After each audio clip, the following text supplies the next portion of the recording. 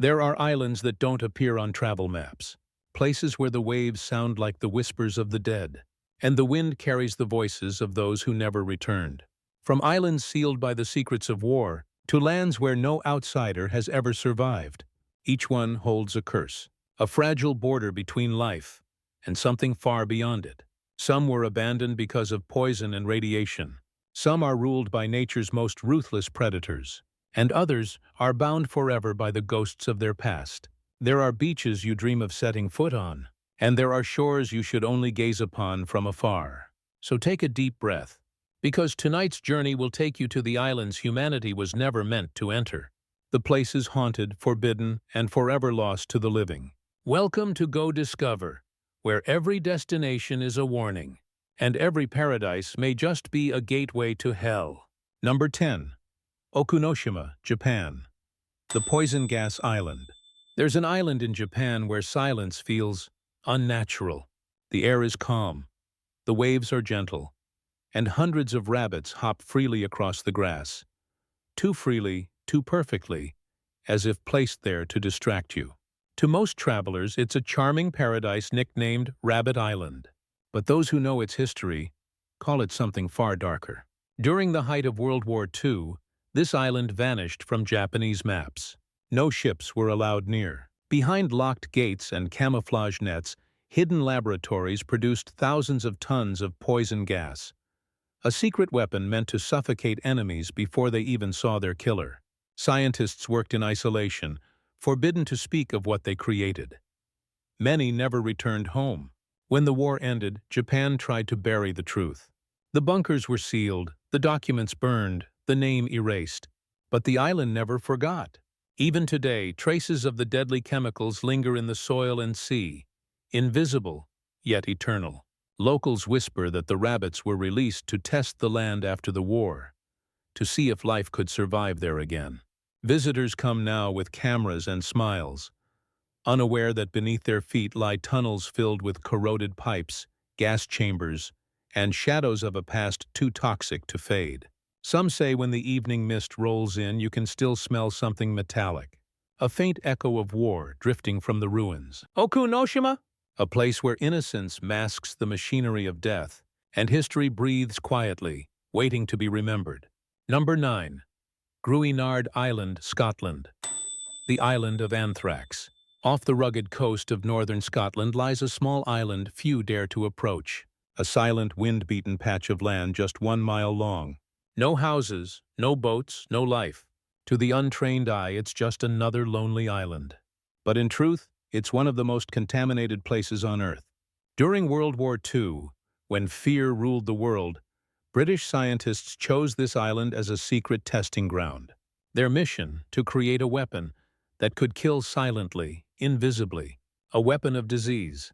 In 1942, military researchers released anthrax spores onto the island, infecting a herd of sheep. Within days, they were all dead.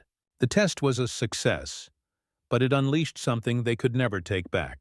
The spores clung to the soil, to the wind, to the very stones. Gruinard became a living laboratory of death. For decades, it was forbidden territory. Sailors avoided its waters. Fishermen whispered curses when their nets drifted too close. Even the British government labeled it simply uninhabitable, indefinitely.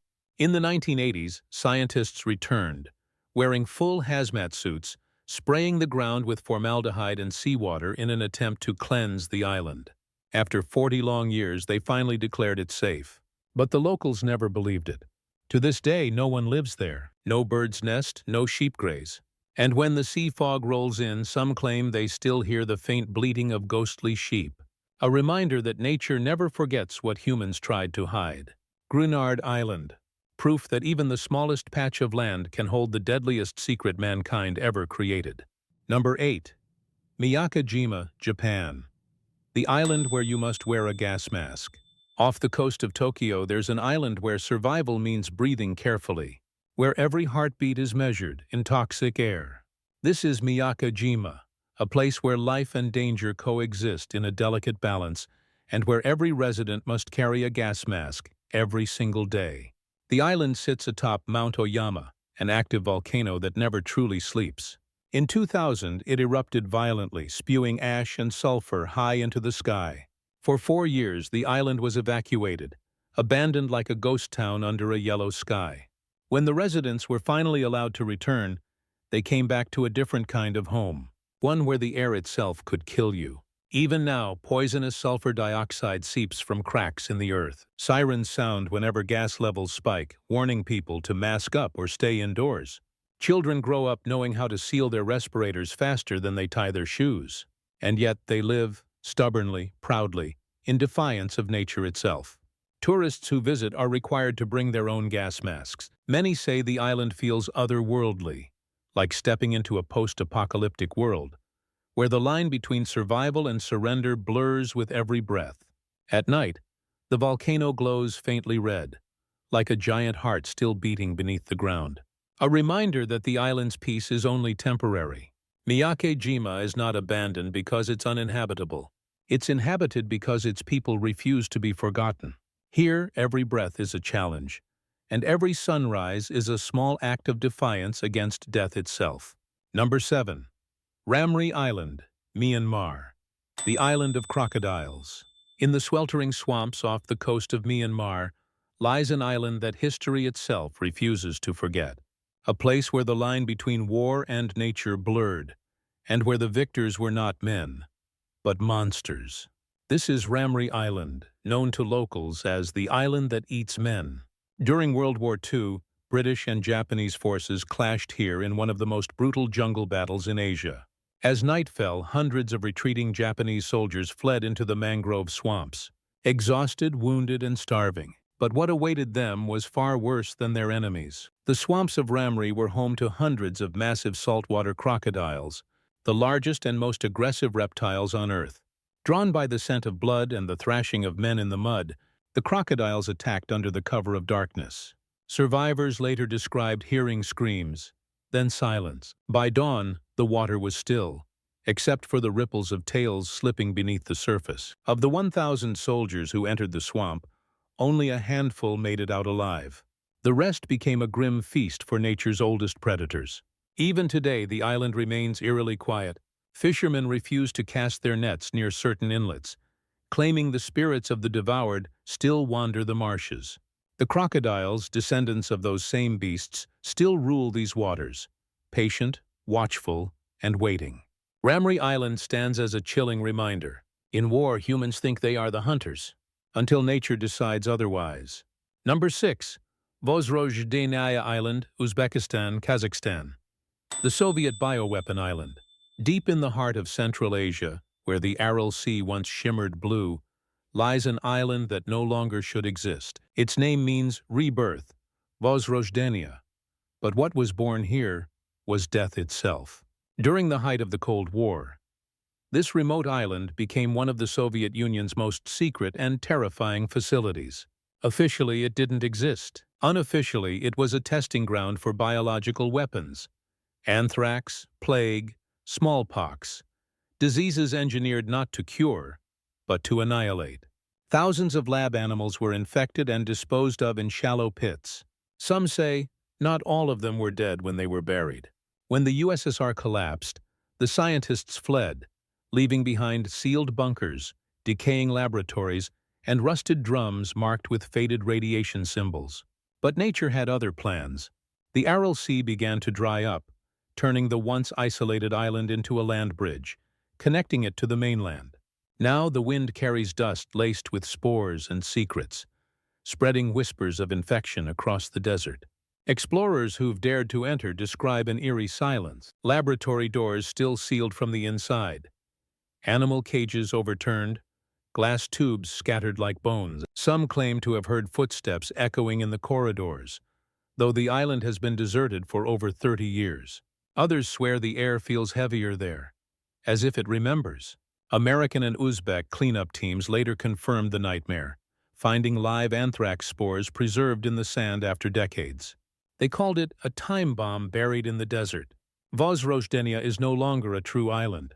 It has merged back into the world, and with it the ghosts of humanity's darkest experiments have returned to walk among us. Number 5. Hashima Island, Japan. Ghosts of Industry. Just 15 kilometers off the coast of Nagasaki lies a place that once symbolized Japan's rise. And now it's haunting silence, a fortress of concrete adrift in the sea, surrounded by crumbling walls and rusted towers. To the world it's known as Hashima Island, but the locals call it Gunkanjima, the battleship island. Because from afar it looks like a warship, but up close it feels like a tomb. At its peak in the 1950s, Hashima was one of the most densely populated places on Earth. Thousands of coal miners lived stacked in concrete blocks, working deep beneath the sea. Children played on rooftops while the ground below burned with fire and smoke. It was the beating heart of Japan's industrial revolution, until the coal ran out, and the island was left to die. In 1974, the last residents boarded a single ferry and left everything behind. Their homes, their tools, their photographs, frozen in time. Since then, the sea has taken over. The wind howls through hollow hallways, waves crash against broken windows, and the steel doors slam shut on their own, as if the island itself still remembers the rhythm of human life.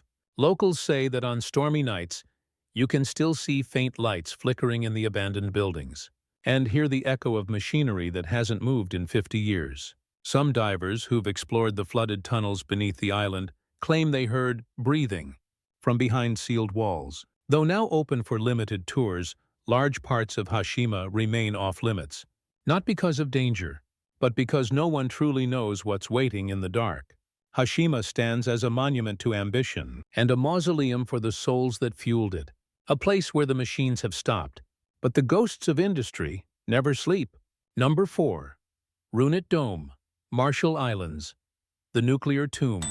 In the middle of the Pacific Ocean, far from any mainland, lies a silent wound on the face of the earth. An island of white sand and turquoise water, beautiful, almost innocent, until you realize what lies beneath it. This is Runit Island, part of the Marshall Islands, and home to one of humanity's darkest legacies. Locals call it the tomb. Scientists call it Runit Dome, a cracked concrete shell sealing the ghosts of the nuclear age. Between 1946 and 1958, the United States detonated 67 nuclear bombs across the Marshall Islands.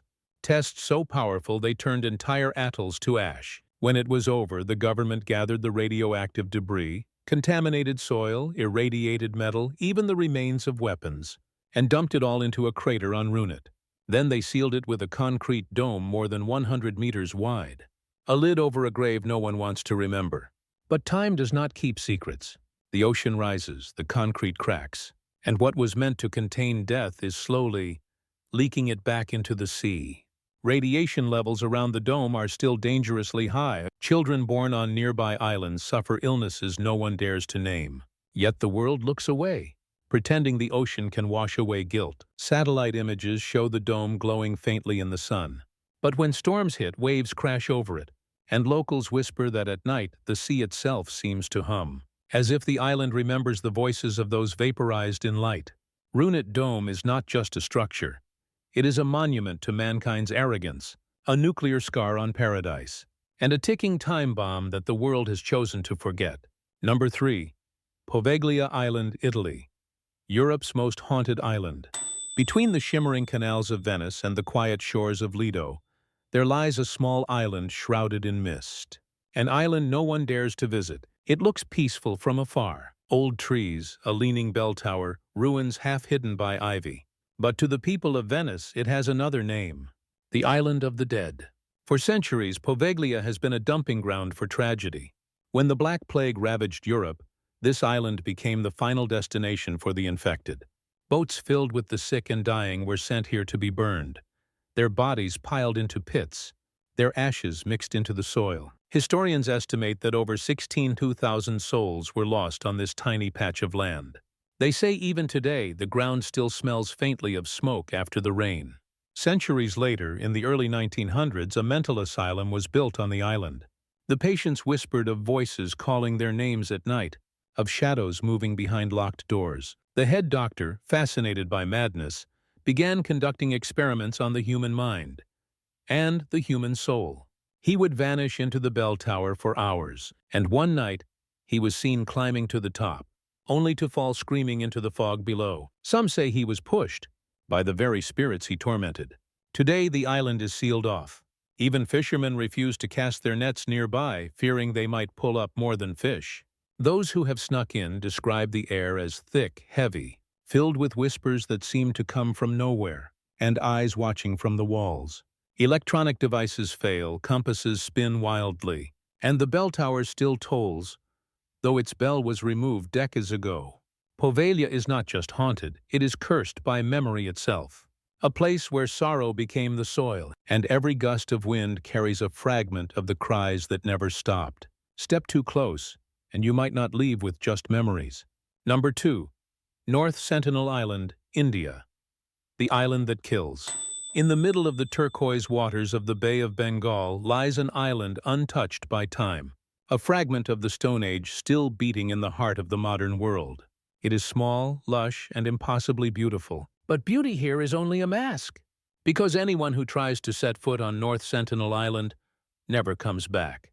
For thousands of years, the Sentinelese, an isolated tribe, have lived here, cut off from civilization, untouched by technology, unbent by history. They know no government, no religion, no foreign tongue, and they defend their isolation with absolute ferocity.